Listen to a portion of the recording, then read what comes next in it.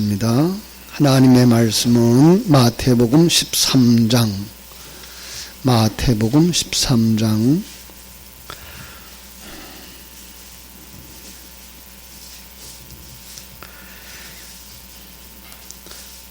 13절부터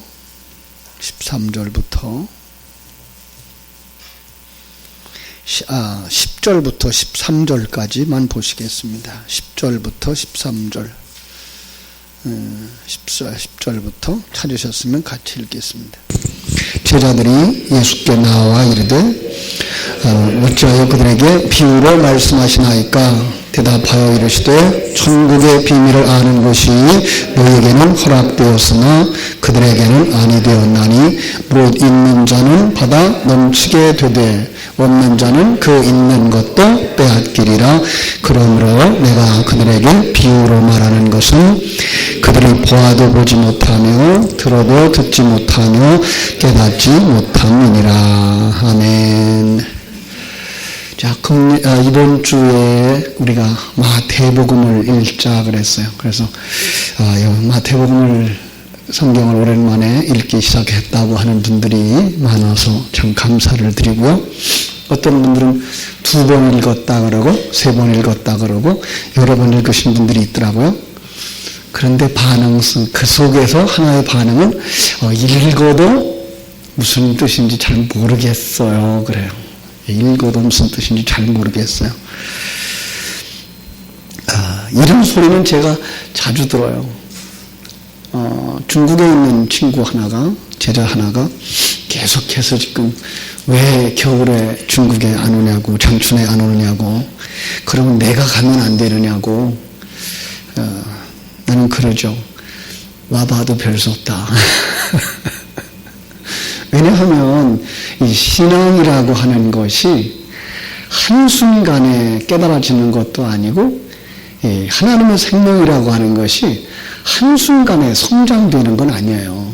그래서 이제 그분한테 부탁한 것이 성경을 해석하기 위해서는 당신이 먼저 신학을 충분히 숙지를 해라. 그래서 조직신학을 제가 가지고 있는 벌코프의 조직신학을 당신이 쭉 살펴봐라. 그래서 정말 그 신학이 어떤 건지 당신이 틀림없는 신학이 세워져야 된다. 왜냐하면 제가 가르치는 것들은 상징적이고 예표적인 해석이기 때문에 거기서 잘못 가면 금방 이단 교리로 빠져갈 수 있기 때문에 그래요. 그래서 상징적인 해석이 성경 해석의 절대적임에도 불구하고 위험이 있어요. 그래서 이 중세기의 그 초대교회에서부터 이 예표적인 해석이 자꾸만 이렇게 이단에 빠지는 일들이 나오니까 거기서부터 이제 배제하고 문자적인 해석으로 왔던 거죠. 그래서 종교개혁을 할 때에는 그들의 신앙이 윤리도덕적으로 상당히 피폐되어졌어요. 성결하게 살아보겠다고 문자적인 거룩을 찾아서 그들이 이제 도피 생활까지 했어요. 그걸 이제 수도원주의라고 그러죠. 그래서 수도원에 들어가서 살고 수도사가 되어지고 그래서 동네를 떠나고 사람들이 사는 지역을 떠나면 거룩해질 줄 알았는데 그것도 아니더라는 거죠. 거기서 범죄하는 집단들이 일어나는 거죠. 그럴 때에 이제 윤리도덕을 강조했던 것이 이제 1517년에 일어났던 종교개혁이었던 거죠. 그런데 그들아 보니까 문자적인 해석을 하면서 윤리도덕을 강조하기 시작했어요. 그러다 보니까 오늘 기독교가 세상 사람들이 이야기하고 윤리도덕을 강조하는 것처럼 되어져 버렸어요. 아니에요. 물론 그걸 넘어서요. 그걸 무시해서는 안 되죠. 우리가 세상을 살고 있기 때문에 이 세상 속에 있는 윤리도덕을 무시하면은 그거는 지탄을 받을 수밖에 없죠. 그래서 그걸 넘어서야 되고 그걸 넘어선 그 그릇 안에 담겨진 진리까지 찾아내야 되는 것이 성경 해석이기 때문에 신학을 가지지 아니하고 그런 예표적인 해석을 하다 보면 자칫 이단으로 빠질 수가 있어요. 이단들이 다 그렇게 해서 나온 거예요. 그리고 오늘 전통교회들은 그거는 안 된다. 이단이 자꾸만 나오니까 그렇게 해석하지 말자라고 이제 해석을 하고 문자적인 해석을 하다 보니까 윤리도덕이 되어버렸어요. 그러다 보니까 기독교도 윤리도덕, 불교도 윤리도덕, 이슬람교도 윤리도덕, 그럼 같은 거 아니야? 이렇게 돼서 지금 WCC가 생겨나는 거죠. 통합도 간참 가능하겠다. 이렇게 나온 거죠. 끔찍한 얘기를 요즘 들었어요. 우리 한국에서는 지금 신천지가 이단으로 분명하게 정죄되어져 있는데 요즘 그들이 사회운동을 해요. 그래서 청소 이렇게 그냥 뭐 신천지하고 노란 옷 입고서는 동네에 청소들을 하고 구제하고 그래서 국무총리상 받았다 그러고 대통령상 받았다 그러고 그래요. 그러자 저 중국 땅에서 신천지를 종교 집단 안에 넣어줘버렸어요. 무척 큰일 나는 거예요, 이거는. 근데 그들의 입장에서 볼 때는 하나님이 없잖아요. 그들의 입장에서는. 그냥 세상에서 서로 상부상조하고 도와주고 그러면 괜찮지 않느냐 이거예요. 이건 엄청난 참 오해거든요. 그래서 성경을 좀 알아야 되죠. 그래서 그러기 위해서는 신학을 알아야 되고 그 다음에 알아야 되는 게 성경을 알아야 되는 거죠. 성경을 모르고서는 성경을 해석할 수 없고 신앙생활을 할 수가 없어요. 성경을 모르고 신앙생활을 하면 이건 종교생활이 되어지는 거죠. 그런 면에서 우리는 성경을 잘 해석해야 되는데 그래서 금년에 하나님께서 주시는 지혜가 한 주간에 한 권씩 성경을 읽어나가자. 그래서 빨리 읽으면 1시간만 읽잖아요. 28장밖에 안 되니까 천천히 읽어도 이렇게 녹음기 틀어놓고 읽어도 2시간 보면 마태복음을 읽어요. 우리 조금만 시간을 투자하자고요. 텔레비전에 텔레비 앞에 앉아서 그저 원소극 하나 또 토크 하나 보고 나면 벌써 1시간 2시간 휙 지나가잖아요. 그런 것들 좀 아끼고 오늘 그 시간을 주님의 말씀 속으로 들어가서 한 주간에 한 번이 아니라 5번, 6번씩 반복해서 읽으면 아마 열려질 거예요. 그래서 가능하면 이제 주일 오후 시간에는 그 주간에 읽어야 할 성경의 개요를 한 번쯤 같이 묵상하면서 이 성경은 이렇게 되어져 있는 거구나 라고 깨닫고서 읽었으면 좋겠다 싶어서 지금 그렇게 계획을 삼고 있습니다. 자, 성경은 구원에 관한 이야기입니다. 다른 얘기 아닙니다. 성경은 이 구원을 반복해서 설명하고 있다라고 얘기를 했습니다. 그래서 제가 그런 얘기를 했어요. 창세기를 펼치면서 1장 1절부터 2장 3절까지 7일이라고 하는 숫자 안에다가 구원의 완전한 이야기를 다 해주었다. 그래서 그 구원에 관한 이야기가 뭐냐? 2장 4절부터 25절까지 이야기하는 한 사람 만드는 것. 그 한 사람은 어떤 사람이요? 남자와 여자가 하나 되어져서 한 몸을 이루는 것. 이게 구원이에요. 이것이 또 타락한 모습으로 다시 나오죠. 첫째 날 여기 하나님이 창조한 그 땅이 1장 2절에서 이야기한 것처럼 공허하고 혼돈하고 그게가 죄악의 상태니까 3장에 가서 금방 3장에 가서 역시 타락한 모습이 나오고 거기에 15절에 복음이 나오고 그런 말미암아서 구원이 나와요. 그래서 무화과 나무 잎을 해 입은 치마를 벗겨버리고 가죽옷을 입혀서 완성시키는 이야기를 하나의 구원으로 딱 이야기를 하면서 이렇게 계속해서 반복해 나가는 이야기들이다라는 얘기를 했어요. 우리가 이번 주에는 이제 마태복음을 읽자 그래서 마태복음도 이렇게 볼 때 마태복음은 어떻게 볼 수 있느냐? 바로 암흑기를 지나가죠.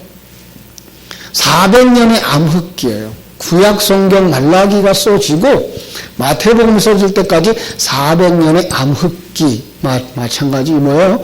그것은 바로 흑암이 혼돈하고 공허하며 그 상태, 죄악의 상태, 그것을 암흑기라고 보고 거기에서 시작되어지는 복음. 창세기 1장에서 빛이 있으라 하시며 빛이 있었던 것처럼 여기서 빛이신 예수 그리스도가 오시는 일. 그런데 이 복음서 중에도 지금 우리가 살피는 마태복음이라고 하는 성경은 출애굽기의 그 과정을 그대로 따라서 기록했다는 거예요. 출애굽기 얘기 알죠? 자, 출애굽의 이야기를 한번 생각하면 그들이 애굽 땅에 들어간 건 그냥 우연히 들어간 것도 아니고 자기들이 좋아서 들어간 것도 아니고 하나님의 계획 속에서 들어가죠. 예. 그러니까 거기에 가장 먼저 구원에 관한 이야기를 할 때 이것은 하나님의 계획, 예. 하나님의 계획이 있었어요. 하나님이 이스라엘 백성들을 애굽에다 넣고 애굽에서 400년 동안 거기다가 머물게 하다가 그리고 거기서 건져낼 거야 라고 하나님이 약속을 이미 창세기 15장에서 하셨다고요. 그 약속대로 허락이에요. 그걸 약속이라고 말할 수 있고 허락이라고 말할 수 있고요. 탕자의 비유로 말하면 그렇게 내려가서 애굽에 들어가서 살아가는 건 바로 허락이었죠. 그래서 거기서부터 그들을 건져내기 위해서 누구를 보내요? 하나님의 계획 속에서 두 번째로 등장하고 있는 게 그 구원자죠. 출애굽기에서는 모세가 들어가고 신약 성경은 예수가 오는 거죠. 그죠? 그래서 이 구원자에 의해서 시작되어지죠. 그래서 출애굽해요. 자, 출애굽하고 나면 곧바로 그들은 뭐 하죠? 홍해를 건너가죠. 홍해를 건너서 광야로 나가요. 광야로 나가면서 그들은 시험을 만나죠. 그리고 시험을 만나는 가운데 그들은 하나님의 인도하심 따라서 시내산으로 와요. 그리고 거기서 이제 율법을 받고 그리고 율법을 따라서 그들은 살아가요. 그 속에서 또다시 자기들의 그 죄악이 드러나고 자기들의 주인됨이 드러날 때에 거기서 이제 그 놋뱀의 사건이 나오죠. 뱀은 뭐를 얘기한다 그랬죠? 왕권이에요. 그죠? 그래서 출애굽기 시작할 때 술사들이 만들어낸 뱀을 모세의 지팡이가 만들어진 뱀이 삼켜버리죠. 술사들이 만들어낸 뱀은 뭐야 그럼? 아, 내가 왕이야, 우리가 왕이야 라고 생각하고 살아가는 우리들의 모습이죠. 그걸 참 왕이신 하나님이 오셔서 삼켜버리는 거죠. 그래서 거기서 예수가 왕이 되는 거죠. 여기서 마찬가지예요. 내가 왕이에요. 그래서 불평이 나오는 거예요. 내가 주인이에요. 그래서 불평이 나오는 거예요. 그래서 그들을 누가 물어요? 놋뱀이 물어버리죠. 그러면서 그 치료 방법이 뭐예요? 불뱀이 물어버리죠. 그리고 치료 방법이 뭐예요? 놋뱀을 매달아라. 그건 무슨 말이에요? 그리고 쳐다봐라. 내가 왕이야. 나를 왕으로 인정해. 그러면 내가 사는 거야. 이런 이야기예요. 이런 이야기를 그대로 따라서 마태복음이 기록되어지고 있어요. 한번 볼까요? 마태복음에요. 자, 우리 한번 살펴볼 텐데요.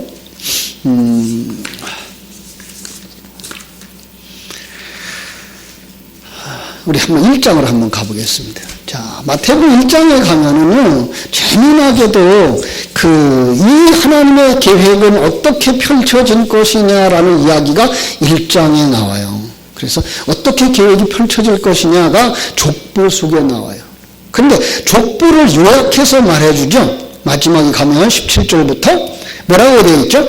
모든 대수가 아브라함부터 다윗까지 연례되어 다윗부터 바벨론으로부터 사로잡혀 갈 때까지 연례되어 바벨론으로부터 사로잡혀 간 후부터 그리스도까지 연례되라 그래요. 거기까지 끝이에요. 자, 족보를 이야기하면서 하나님의 나라에 들어갈 사람들은 이런 사람들이다라고 얘기를 하는데 놀랍게도 14대요, 14대요, 14대. 근데 성경 속에 14라고 하는 숫자에 대한 상징은 없어요. 그 14는 우리가 잘 아는 것처럼 7 더하기 7이 되어지죠. 7 더하기 7이에요. 7 더하기 7이에요. 결국은 완전수를 이야기하고 있는 거죠. 그러면 완전수가 되려고 그러면 7이 하나 더 있어야 되는 거예요. 이 마지막 부분에 들어갈 사람들은 예수를 머리로 해서 예수와 같이 태어나고 예수처럼 완성되어지는 사람들로 이 족보는 완성되는 거다라고 가르쳐줘요. 예. 그러니까 성경 속에서 우리가 볼 수 있는 건 바로 예수처럼 우리가 태어나는 거구나. 그래서 예수가 어떻게 되어져요? 예수가 어떻게 이 땅에 올 때 성령으로 잉태되어져요. 그죠? 그래서 성령으로 시작되어지는 거예요. 우리의 시작이 맞아. 그거예요. 우리는 거듭나기 이전의 사람들은요, 하나님의 생명이 없는 사람들이에요. 그 거듭난 사람들, 그것부터 하나님의 생명을 가진 자로 여겨지는 거예요. 그래서 복음서를 나중에 살펴보시면 알겠지만은, 복음서에서 제자들은 하나님의 뜻을 아는 사람으로 나와요? 모르는 사람으로 나와요? 모르는 사람으로 나와요. 언제 그럼 그들이 하나님의 뜻을 알아요? 사도행전 2장에 성령 강림 이후에 하나님의 뜻을 깨닫는 자로 나와요. 예수님이 그렇게 말하죠. 지금은 너희가 알지 못하나 이후에는 너희가 알리라 그래요. 예수님이 같이 다녀요. 그런데 그 보여주어도 그들은 몰라요. 그래서 예수님이 지금 십자가에 죽으시러 가는데 그들은 뭐 하고 있어요? 예수님이 왕이 되면 누가 높은 자리에 올라갈까? 그 싸움하고 있어요. 그러니까 보이는 것만 생각하고 있는 거예요. 보이지 않는 영적 세계를 가지지 못하는 거예요. 예수님이 떠나시고 성령이 오셔서 그를 깨닫게 하니까 그때 깨닫는 거예요. 그리고 거듭난 바로 성령으로 시작되어지는 사람들의 이야기인 거예요. 예수님이 십자가에서 죽으시고 완성되어질 때 어떻게 되죠? 예수님은 죽으시고 장사 지내져야 되는 걸 끝나버려요. 누가 그를 살려요? 성령이. 그 성령에 의해서 그는 부활하시고 그리고 영의 영역으로 들어가셔요. 그게 완성이에요. 그래서 완성까지도 성령이 지배하시는 거예요. 처음부터 마지막까지 성령 안에서 탄생하고 성령 안에서 완성되어지는 거예요. 그죠? 이걸 시작하는데 이걸 시작하기 위해서 이 일을 위해서 누가 와요? 예수가 왔다. 그게 이제 2장인 거죠. 마태복음 2장에서. 그래서 예수가 오는 거죠. 그죠?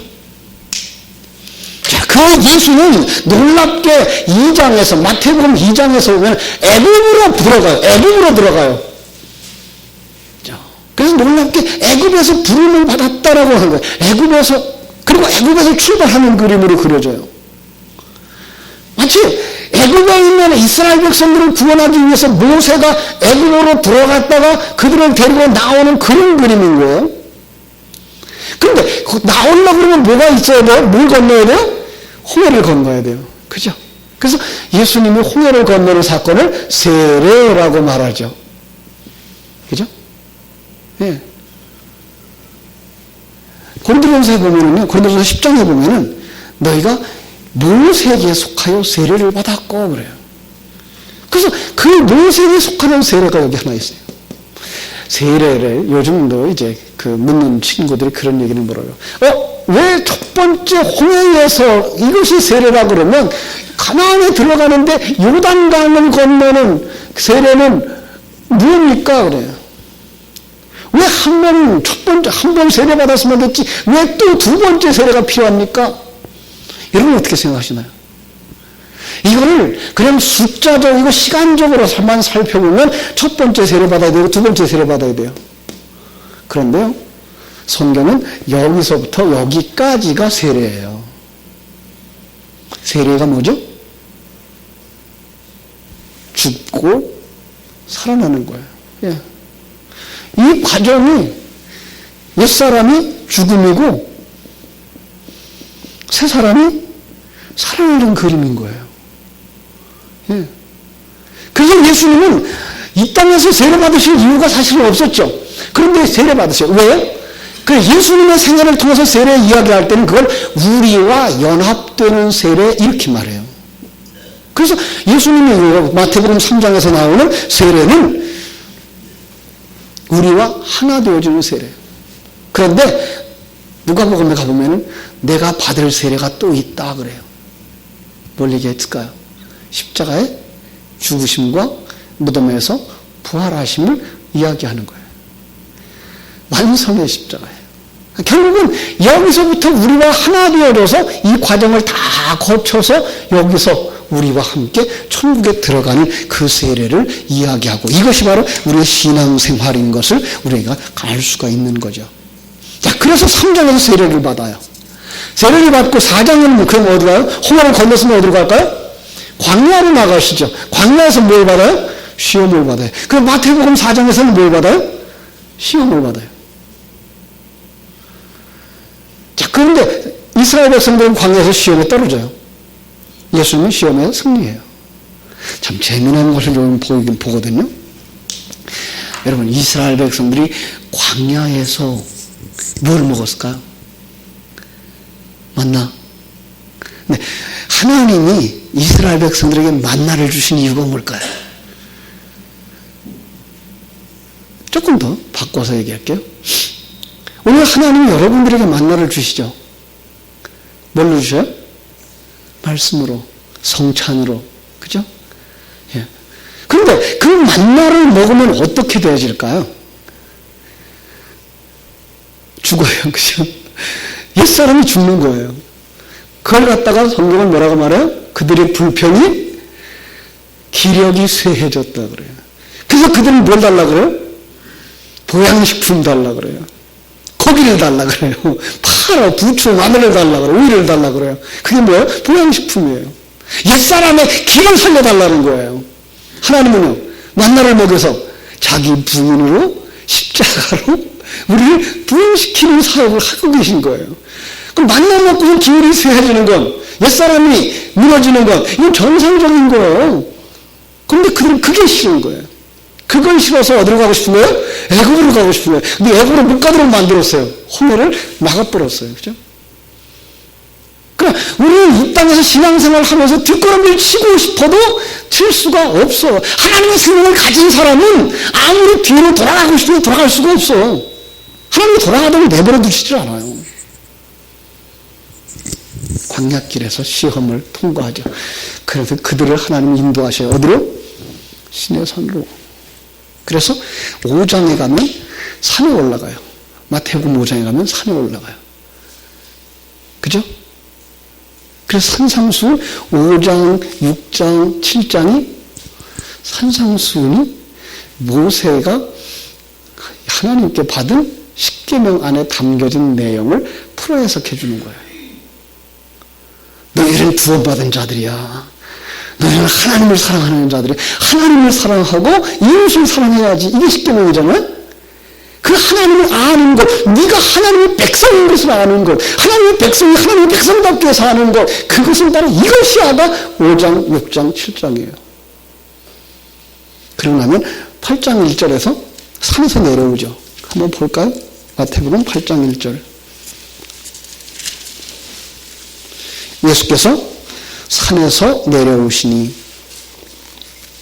수많은 무리가 따르니라. 여러분, 이스라엘 백성들이 이 산에서 내려왔을 때 어떤 상황을 만나죠? 그 아래에서 우상 숭배하고 있는 이들의 모습을 만나죠. 그 예수님이 산에서 내려오시면 곧바로 만나는 게 뭐예요? 우상 숭배하는 그들의 모습. 그래서 거기서 뭐가 나오는가 하면 이 병든 자들이 나와요. 예. 병든 자들을 고치시는 역사가 일어나는 거죠. 그죠? 그래서 이제 8장 1절부터 9장 38절까지가 이제 병 고치는 이야기, 그 표적을 행하는 이야기를 통해서 그 주님이 어떻게 주님의 일을 하시는가. 예. 이 산상수훈에서 이야기한 그 메시지가 어떻게 시행되어지는가를 보라는 거죠. 네가 하나님의 백성이니까 이제 하나님의 백성 이 과정을 거치면서 옛사람을 벗어버리고 새 사람으로 완성되어져야 되는 거야 라는 이야기를 계속해서 고치는 이야기로 나와요. 그래서 너희는 어떤 사람이었을까요? 그럼 요즘 얘기하는 문둥병자였어요. 문둥병자가 무엇이 문둥병자라고 그랬죠? 감각이 없는 사람. 예. 영적인 감각이 없어요. 여러분은 하나님이 여러분과 함께 하시는 것이 느껴지십니까? 이게 쉽지 않아요. 그죠? 예. 이론적으로는 알아요. 하나님은 나와 함께 하셔요. 하나님, 예수님은 내 안에 계셔요. 그런데 매일 삶의 삶 속에서는 이게 안 느껴져요. 왜? 감각이 없어요. 영적인 감각이 없어요. 이거가 문둥병자인데 하나님 뭐 하시다는 거예요? 그것을 고쳐서 감각 있는 자 만들어 주시겠다라는 거예요. 예. 그래서 이야기 같지 않은 이야기가 성경에 펼쳐져요. 왜냐하면 문둥병자들은 회중 가운데 들어올 수 있어요, 없어요? 절대로 없어요. 그런데 이상하게 회중 가운데에서 예수님을 만나는 문둥병자들이 나와요. 그 얘기는 조금 더 정확하게 해석하면 거기에 있는 모든 사람들이 다 뭐다? 문둥병자다예요. 아시겠어요? 불신자들, 하나님의 생명과 감각이 없는 사람들을 다 문둥병자라고 말하는 거지, 저 속도에 가 있는 문둥병자를 이야기하고 있는 게 아니란 말이에요. 그 다음에 고치는 게 뭐예요? 중풍병자. 중풍병자, 왜 중풍병자가 왔을까요? 머리가 명령하는 걸, 지체가 듣지를 안 해. 제멋대로. 이게 중풍병자예요. 그러니까 머리이신 예수 그리스도가 머리라고 해서 우리 안에 딱 들어왔는데 불구하고 우리는 아직도 뭐예요? 내 멋대로예요. 하나님의 명령대로가 아니고 내 멋대로예요. 이게 뭐예요? 이게 중풍병자. 그 다음에 바다를 잔잔케 하죠. 귀신 들린 자를 고치죠. 9장으로 오면 역시 중풍병자 나오죠. 그 다음에 세리와 그 죄인들의 친구가 되어지죠. 그 다음에 죽은 소년을 살리고 혈루증 여인을 고쳐요. 이거 누구 말이에요? 이 여자가 몇 년 동안 혈루증을 앓았죠? 12년. 재미난 건 그 죽은 여자아이가 살아나는데 몇 살? 12살. 같은 이야기예요. 하나의 이야기를 펼쳐볼 수 있도록 똑같은 이런 키를 우리에게 주고 있는 거예요. 그가 누구예요? 그리스도의 신부인데 그리스도의 신부가 될 사람이 뭐였다는 거예요? 죽었다는 거예요. 근데 그가 어떻게 살아나야 되니? 거기에 찾아오신 예수님과 손을 대는 거예요. 겉옷에 손을 대는 거예요. 여러분, 겉옷은 뭘 상징하죠? 예수 그리스도의 의예요. 그 의에 내가 뭐예요? 접붙임 되는 거예요. 그래서 손을 댔다라고 하는 그 단어가 아교폴로 붙였다라고 하는 단어와 같은 단어예요. 그럼 그때부터는 떨어져요, 안 떨어져요? 절대로 떨어지지 않아요. 예수님과 그가 떨어지지 않아요. 그러면요, 그 혈루증은 정한 여인이에요, 부정한 여인이에요? 부정한 여인이에요. 근데 그 부정함에 예수님께로 흘러 들어가고 이 여인은 정한 자가 되어져서 살아나는 거예요. 이게가 바로 12살 먹은 그리스도의 신부. 12살. 또 생각나는 건 뭐예요? 하나님의 아들들. 예. 아들의 숫자니까. 그런데 그가 뭐예요? 죽은 자예요. 그가 살아나는 거예요. 이런 그림을 그려주고 있는 거죠. 그죠? 그 다음에 이제 소경을 고치시는 거죠. 하나님의 세계가 보이지 아니하는 그들을 고쳐주시는 이야기까지 해서 쭉 지나가죠. 그러자 바리새인들이 9장 34절에서 뭐라고 얘기하는가 하면은 귀신의 왕을 의지해서 귀신을 쫓아낸다라고 얘기해요. 그들은 하나님의 일하심이 보인다 안 보인다? 안 보여요 아직. 바리새인들은요, 종교인들은요, 이게 안 보이는 거예요. 그러니까 보이는 것만 가지고 자기들의 사고만 가지고 판단을 하는 거죠. 그죠? 그래서 그 표적의 사건들이 다시금 이제 10장 1절부터 16장 12절까지는 그걸 해설을 해줘요. 표적들이 무엇이었는가를 쭉 해설을 해줘요. 그 해설 가운데 중심. 자, 10장부터 보세요. 10장, 11장, 12장, 13장, 14장, 15장, 16장. 그 가운데가 13장이에요. 13장이면요, 그 해설의 핵심이에요. 해결의 핵심이 뭐예요? 비유풀이에요. 이게 그 신천지가 제일 좋아한다죠? 근데 그들의 풀이가 맞지를 않아요. 제대로 볼 수 있어야 돼요. 그러니까 비유풀이라는 이야기는 다른 이야기가 아니에요. 비유풀이가 그 비유 안에다가 진리를 담아서 주셨다라는 얘기를 하는 거예요. 이걸 풀어낼 수 있어야 성경을 풀어낼 수 있어요. 그러니까 성경이 윤리 도덕이나 글자를 문자적인 것을 세상적인 그 국어 사전을 가지고 해석해서 될 수 있는 책이 아니에요. 그렇다면 신학을 7년씩이나 할 필요가 없어요. 그럼 국문학을 잘하고 문장 해석을 잘하면 성경을 풀 수 있어요. 왜 그렇게 신학을 7년씩이나 10년씩이나 공부를 해요? 7년씩 10년씩은 그 신학의 틀에 잡혀져서 그 신학의 틀을 가지고 성경을 해석하기 위해서 신학을 하는 거거든요. 그런데 오늘날 성경 해석자들이 신학의 틀을 가지고 성경을 해석하는 것이 아니라 세상의 윤리, 도덕, 철학을 가지고 성경을 해석하니까 이상한 사람도 나오죠. 도울이라고 하는 사람도 나와가지고 내가 성경을 해석할게. 그럼 자기가 설교한다 그러죠. 왜?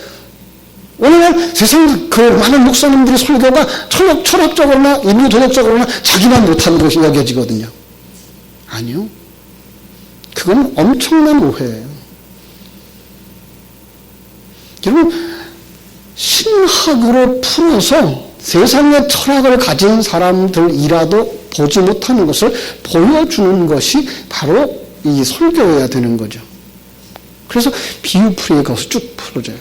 그래서 이제 천국에 대한 이야기를 하는 거예요. 천국. 그러면서 천국이 딱 들어오면 천국과 이 세상이 전쟁이 일어나요. 하나님의 생명이 들어오면 하나님의 생명과 우리 안에서는 옛사람이 전쟁이 일어나요. 이제 수요일날 우리가 요한계시록을 살펴보고 있는데 거기서 말하는 것처럼 뭐예요? 6장부터 18장까지 7인, 7나팔, 7대접이 쏟아질 때에 어디에 쏟아져요? 여기 쏟아져요. 여기에. 역사 속에서 어느 시간에 쏟아지는 게 아니라 내 속에 쏟아져요. 그러면 내 안에서는 누구와 누가 싸움이 일어나요. 새 생명과 옛 생명이 싸움이 일어나죠. 아마도 어떤 전쟁은 여기서 일어나요. 그래서 하나님께서 나팔을, 복음의 나팔을 불어주고 성령의 기름을 부어주면 옛사람이 무너지고 사단의 세력이 무너지고 새 사람이 완성되어서 그리스도의 신부로서 완성되어지는 것이 복음이거든요. 그 마찬가지예요. 그래서 천국에 대해서 이렇게 싸우는 이야기들이 계속, 그래서 14장에서 옛사람의 죽음이 나와요. 그래서 세례 요한이 죽는 이야기가 나오고, 이제 15장에서 다시 복음을 전파하시고, 그리고 16절에서 그 여전히 복음을, 그 표적을 구하는 사람들의 이야기가 나와요.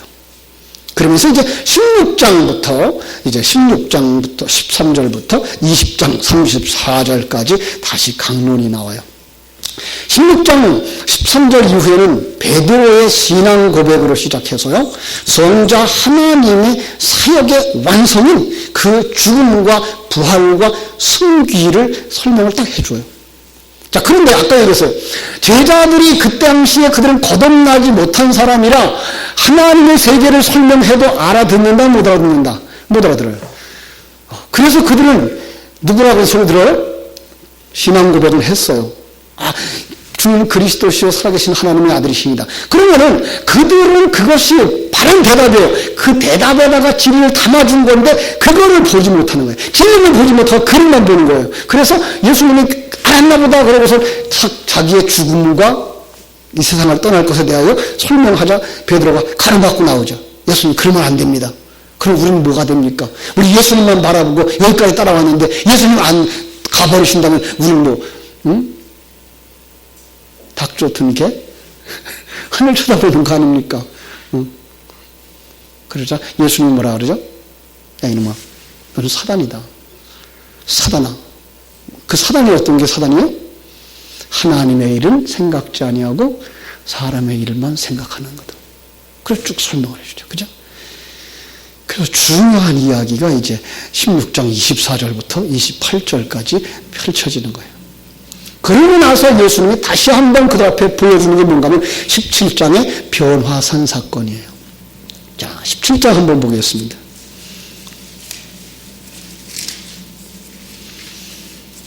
17장에 가면은 예수님이 변화되어져요. 그렇죠? 그런데 그때 누가 나타나죠? 3절, 17장 3절. 그때 모세와 엘리야가 예수와 더불어 말하는 것이 그들에게 보이거늘. 그런데 이 무슨 말을 했을까요?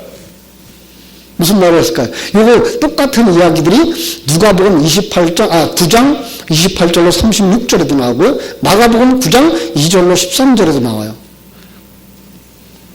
거기에서 누가복음 9장 31절에 보면은 뭐가 나오는가 하면 영광 중에 나타나서 장차 예수께서 예루살렘에서 별세하실 것을 말했다.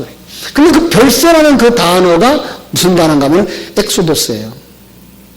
엑소도스 그러면 여러분 많이 들었죠? 출애굽이에요. 예. 그러니까 죽으심에 관한 이야기만 아니라 그 엑소도스라는 단어 속에는 퇴장이라는 단어도 있고요. 또 떠나간다는 단어도 있어요. 그러니까 이제 예수님이 이 땅에서 자기 사역을 마치고 퇴장할 것이며 하나님의 나라로 돌아가실 것에 대한 이야기, 이제 죽음으로 이 세상의 사역을 마칠 것을 거기서 이야기하고 있었다라는 거죠. 근데 그들은 알지 못해요. 요한복음 13장 7절은 이렇게 말하죠. 내가 지금은 알지 못하나 이후에는 알리라. 그죠? 그 강론의 중심, 지금 여기서 16장 13절에서부터 20장 34절 마지막까지 이야기가 뭐가 얘기하면 그 예수님의 죽음에 관한 이야기, 다시 살아남음에 대한 이야기, 그리고 하나님의 나라에 들어가는 이야기가 반복해서 나와요. 네, 그래서 한번 볼까요? 16장 21절 그 앞에 볼게요. 16장 21절부터 21절만 볼게요. 이때로부터 예수 그리스도께서 자기가 예루살렘에 올라가 장로들과 대제사장들과 서기관들에게 많은 고난을 받고 죽임을 당하고 제3일에 살아나야 할 것을 제자들에게 비로소 나타내셨다. 이렇게 나오고 있어요. 두 번째로 17장 22절로 23절에도 17장 22절 갈릴리에 모일 때 예수께서 제자들에게 이르시되 인자가 장차 사람들의 손에 넘겨져 죽임을 당하고 제3일에 살아나리라 하시니 제자들이 매우 근심하더라. 또 한 곳 있어요. 20장 17절로 19절 17절 예수께서 예루살렘에 올라가시려 하실 때 12제자가 따로 데리시고 길에서 이르시되 보라 우리가 예루살렘으로 올라가노니 인자가 대제사장들과 서기관들에게 넘겨짐에 그들이 죽이기로 결의하고 이방인들에게 넘겨주어 그를 조롱하고 채찍질하며 십자가에 못 박게 할 것이나 제3일에 살아나리라. 3번이에요. 여러분 3번 그러면 무슨 생각 나요? 할 수 있는 데까지 다 했다는 거예요. 뭐를? 자기의 죽음에 대한 이야기를, 부활에 대한 이야기를, 하나님 나라에 돌아갈 이야기를. 그들의 사역의 마지막 한 주간의 사역은 그냥 기억만 쓸 때마다 그들에게 이걸 얘기해 준 거예요. 3번은 바로 그런 의미라고 그랬어요. 그죠? 그래서 바울도 자기의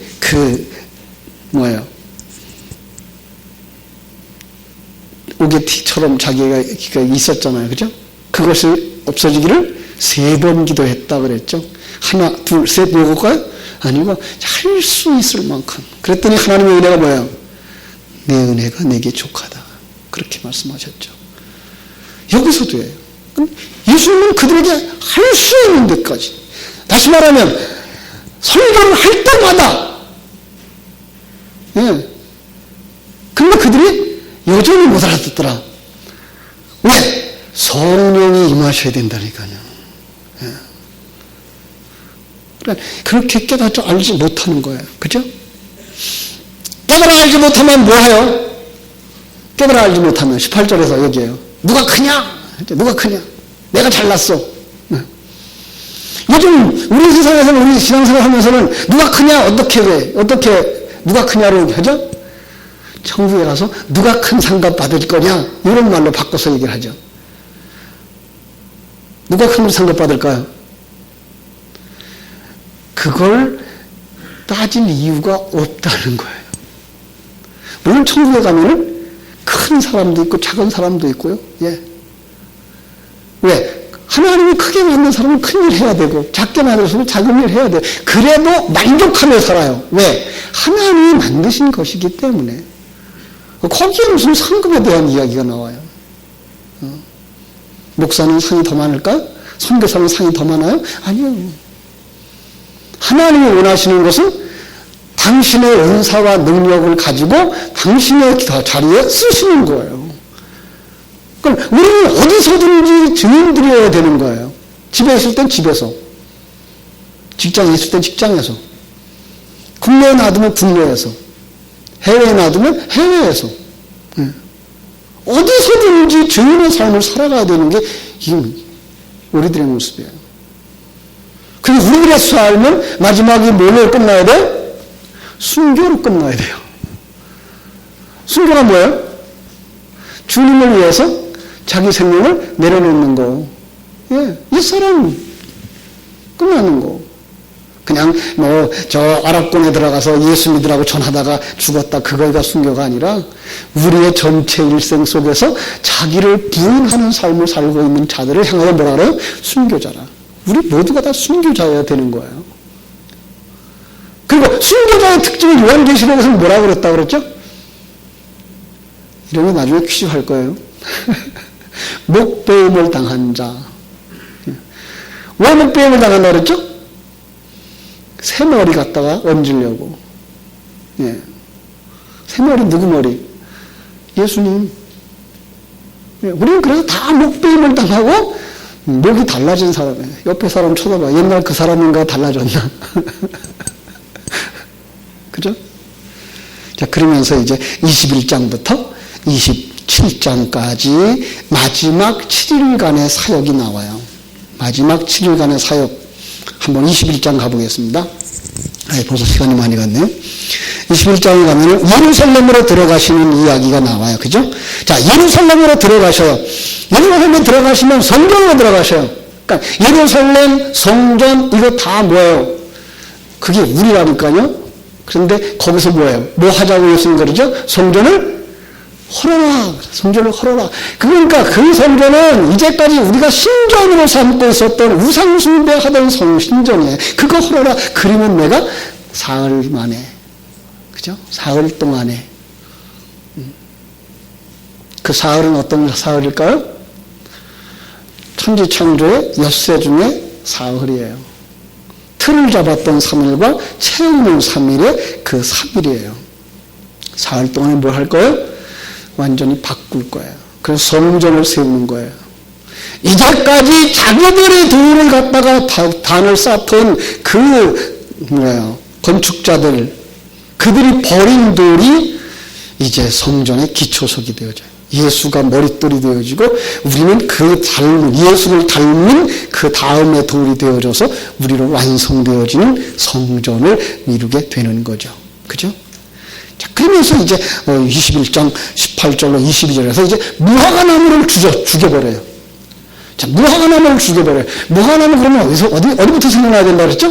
창세기 3장. 그죠? 타락한 그들이 무화과나무 잎사귀를 엮어서 뭐해요?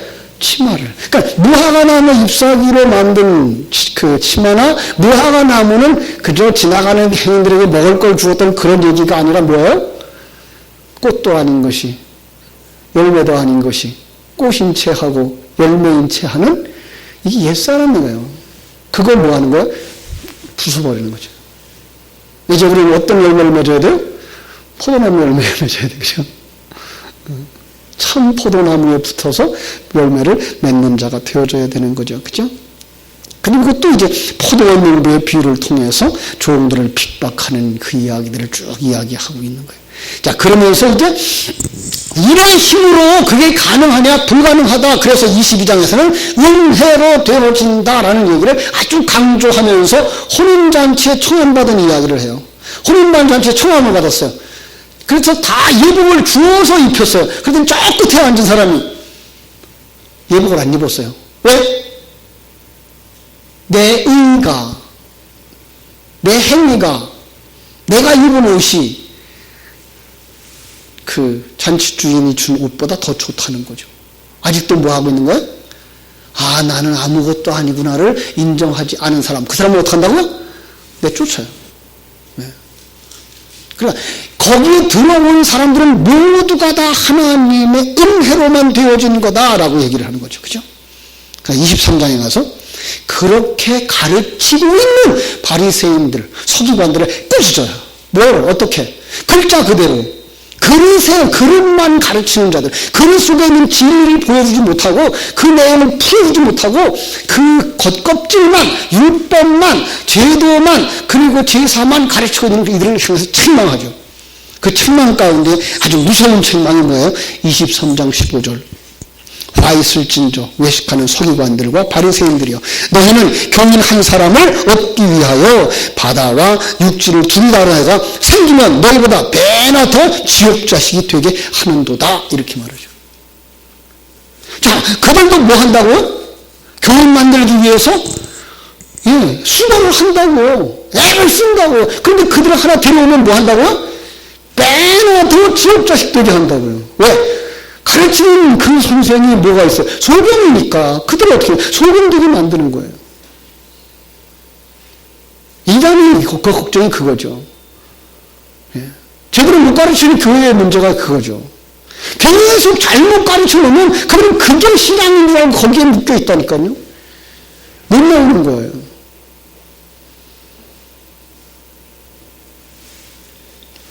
(23장에서) 그래서 뭐예요? 예루살렘이 무너지리라. 그죠? 무너져야 돼요. 그 예루살렘은 또 뭘 얘기할까요? 하늘의 예루살렘의 상징이에요. 그러니까 상징으로는 뭐야? 무너져야 돼요. 실제가 존재하려면. 그러면서 그 무너짐의 이야기를 24장에서 얘기를 하는 거죠.